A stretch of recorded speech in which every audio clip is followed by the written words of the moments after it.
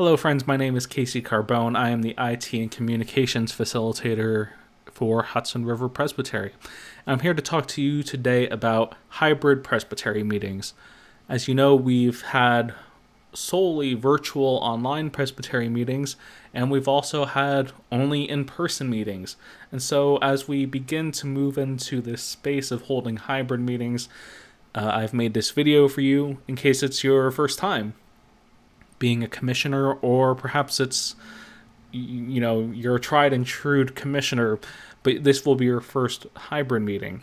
So I'm hoping to cover some things that you might have questions about, and to also lay out some expectations for presbytery meetings, as some of them will be held in a hybrid setting. For those of you who don't know, there was a change in New York state law in Bill 89409, where there was a revision made recently that did correct some of the language that made it seem as though religious corporations couldn't hold hybrid meetings, and that has now been changed, which allows us to hold hybrid presbytery meetings. Now, if you have questions about the technological layout, what it will look like if you're there in the room perhaps, or perhaps you're online and not sure how things are going to be laid out, we are going to be doing the presbytery meeting in such a way where we will have two computers in the room. One computer will be hosting the video and will also be handling sound, and it will also project, as you see under projector 2 and screen 2, it will project the Zoom participants, meaning that those who are online and joining virtually, we will have projected the gallery view on a projector screen so that people who are in the room can also see those online. And as you are online, you will see people as they come up on the camera view. We will also have a camera, or a computer, I should say, that will be hosting the slides for the presbytery meeting, as you can see on computer 1, projector 1, and screen 1, which will handle any kind of slides or other kind of media that we might need during the presbytery meeting. There may be some final adjustments in how this is set up, but either way, we have a system in place that will allow us to see those who are online, and for those of you online to be able to hear and see everything that we are doing in person as well, truly making this a hybrid meeting format. Now, on the day of the presbytery meeting, there are some things you are going to want to check to make sure that things are in place, especially if you are a virtual or a Zoom commissioner.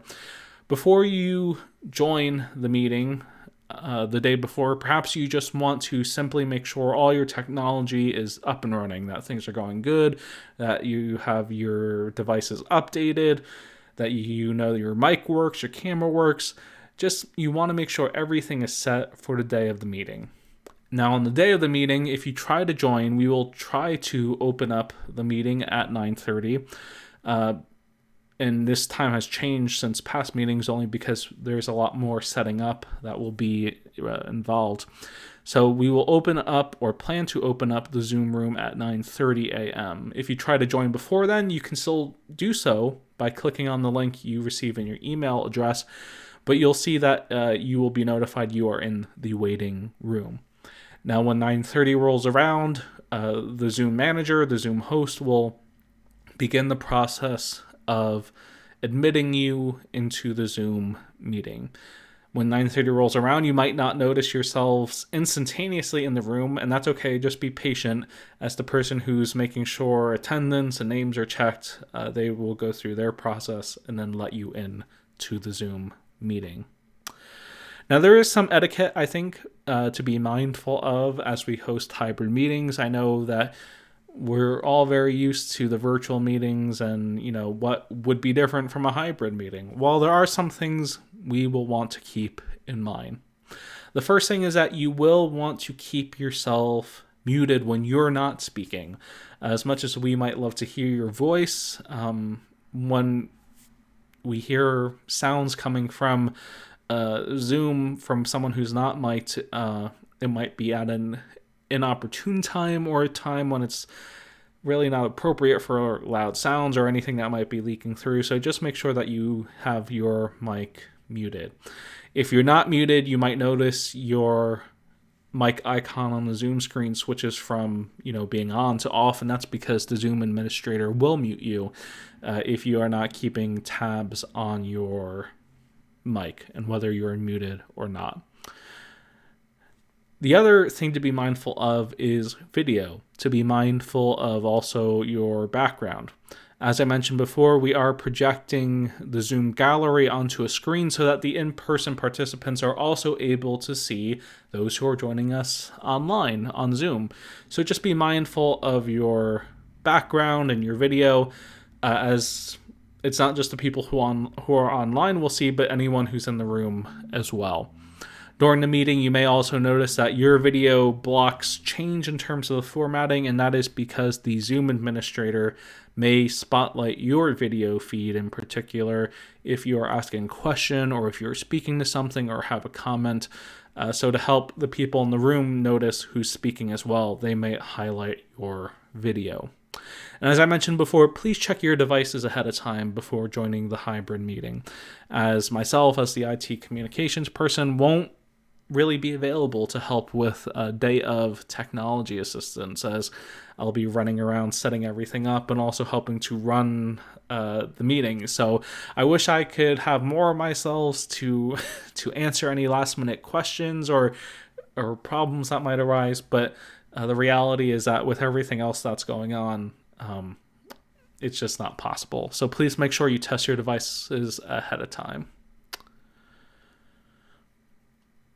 Moving on to that then, as we talked about requesting to speak and when it's appropriate to mute and unmute yourselves, if you would like to be acknowledged by the moderator, or perhaps you have a question that you would like to ask, we are having people who would like to do so utilize the raise hand function on Zoom. If you are not, and I should say, this is different from physically raising your hand within the camera view. We'll get there for something else, but this is different than raising your hand like this. If you try to raise your hand, you may not be acknowledged by the moderator or the stated clerk who is also monitoring the Zoom call, because they will be flipping through multiple Zoom screens. Utilizing the raise hand function jumps you in a way to a position where it pops up on our Zoom queue. So we are able to see if someone has a hand raised and they would like to speak to something or ask a question, as I mentioned before. If you are not familiar with Zoom, you should know that there are two different places to find the raise hand function depending on if you are using an iOS or Android mobile device compared to a computer.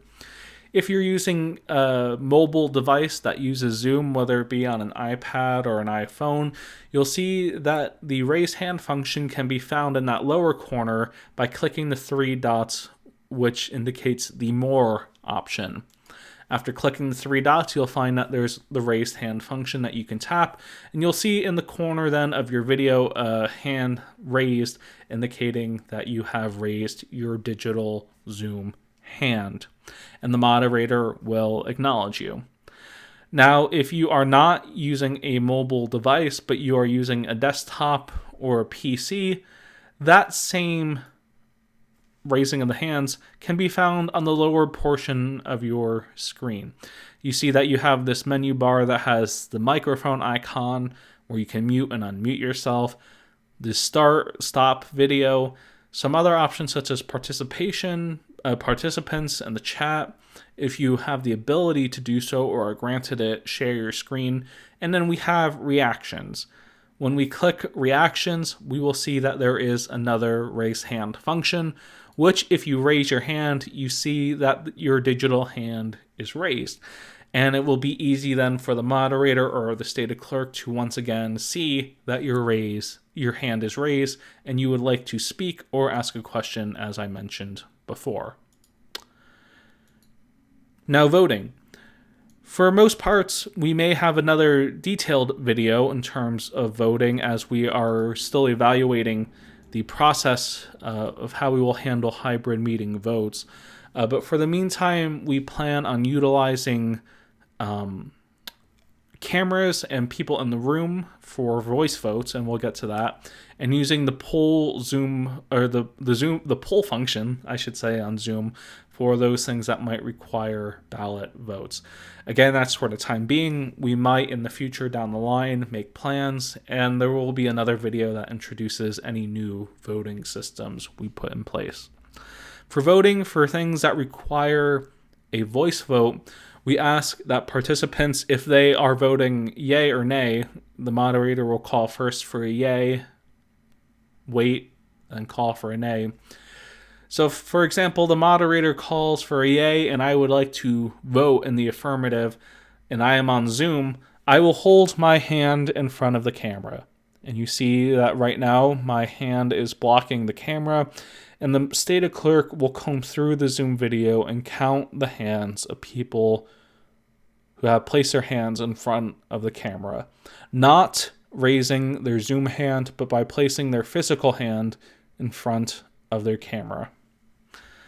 Again, when the moderator calls for a nay or a no vote, and I would want to vote that way, I would then do the same with my hand, placing it in front of the camera and waiting then for the moderator or stated clerk to tell me that I can lower my hand.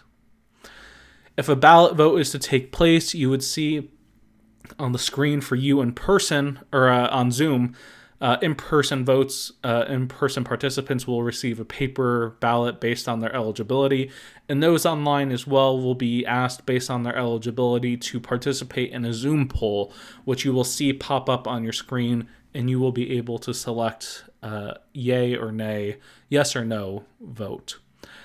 And again, if that does happen during a meeting, we will walk you through those instructions, and if anything changes down the line in terms of how we vote, you will also know that as well.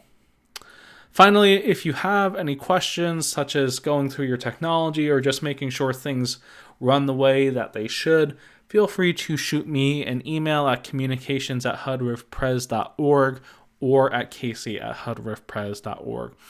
Thank you, and I appreciate you allowing me to take a few moments of your day to walk you through some of the expectations and what to really expect for the upcoming hybrid presbytery meeting. So thank you very much, and I hope you have a good rest of your day.